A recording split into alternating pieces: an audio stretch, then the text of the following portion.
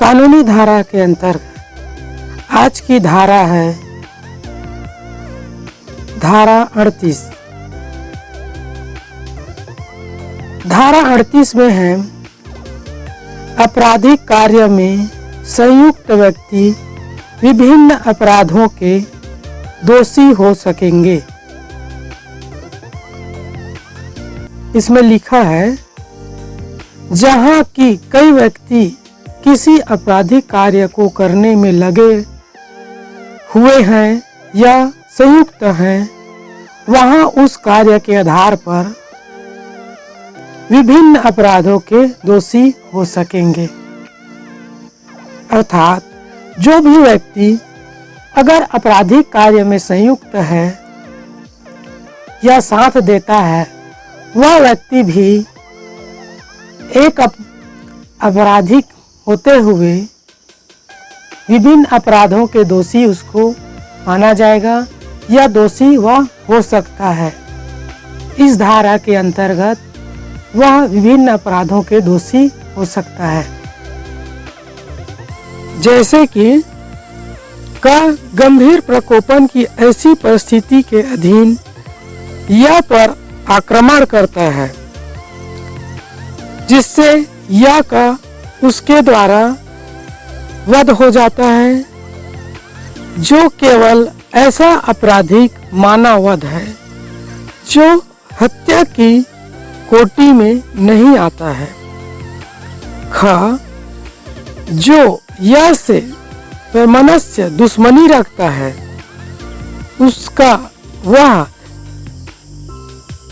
उसका वध करने के आशय से और प्रकोपन के वशीभूत न होते हुए या का वध करने में क की सहायता करता है। यहाँ यद्यपि यह कहा जा सकता है कि क और ख दोनों या की मृत्यु कारित करने में लगे हुए हैं, जहाँ पर ख को हत्या का दोषी माना जाएगा और क को केवल आपराधिक मानववध का दोषी माना जाएगा। यहाँ पर कहने का तात्पर्य यह है कि जो व्यक्ति किसी को मारने के लिए अगर उकसाता है, सुपारी देता है या उसको पैसे का लालच देकर या अन्य चीजों का लालच देकर दुश्मनी रखते हुए उसका वध करता है, मृत्यु कारित करवाता है, तो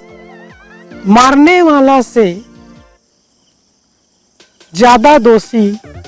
उसको मरवाने वाला होता है। यहाँ पर केवल यह बताया गया है कि जो अपराधी है, जो समूह में कार्य करता है, वह और एक अपराध के साथ साथ कई अपराध भी वह करता है। जैसे इसमें उदाहरण में बताया गया है कि क ने या का वध किया है, लेकिन वध उसको मृत्यु कारित कर किया है, उसको केवल मानववध के दोषी में रखा गया है। लेकिन जो ख या से दुश्मनी रखता है और उसको दुश्मनी के तहत उसको मृत्यु करने का या को प्रलोभन देता है और जिससे उसकी मृत्यु कारित हो जाती है, यहाँ पर ख ने षड्यंत्र को रचा है, जिसके कारण ख को मृत्यु का दोषी माना जाएगा, जिसके तहत षड्यंत्र रचने, मृत्यु कारित करने, उकसाने, सुपारी देने और मृत्यु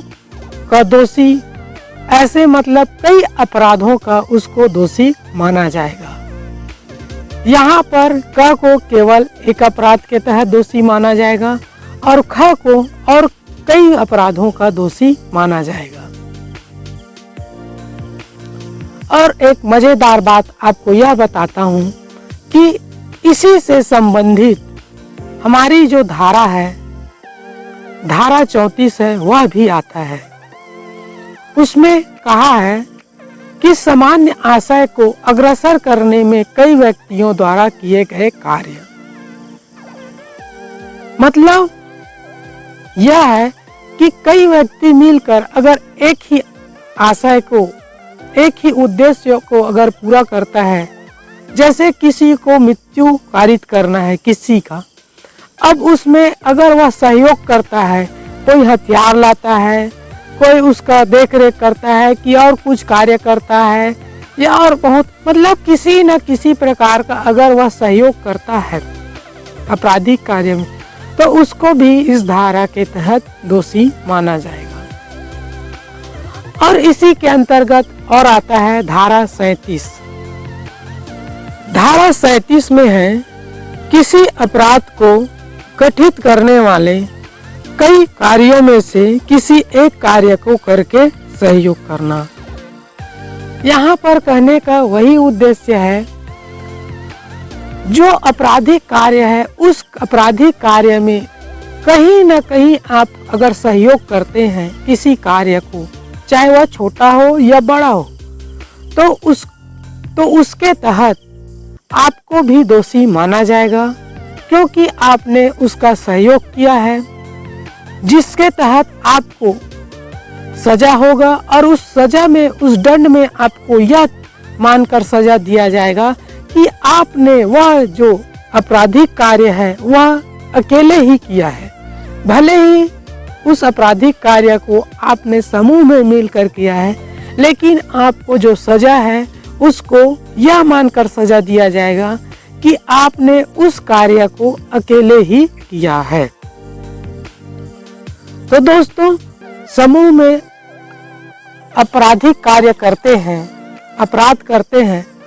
तो उसको धारा 34, धारा 37 और धारा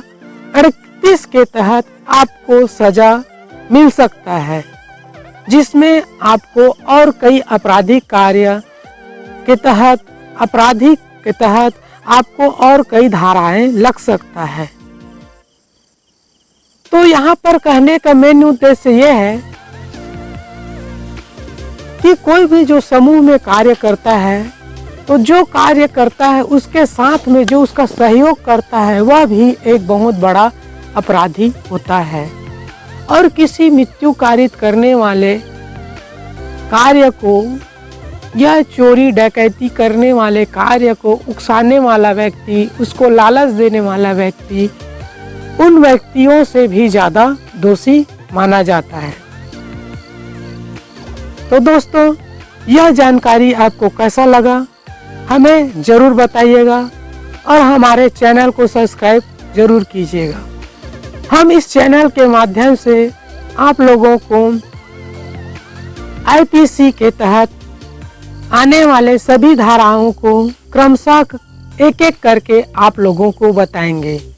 तो हमारे चैनल को सब्सक्राइब करना न भूलिएगा। जय हिंद दोस्तों।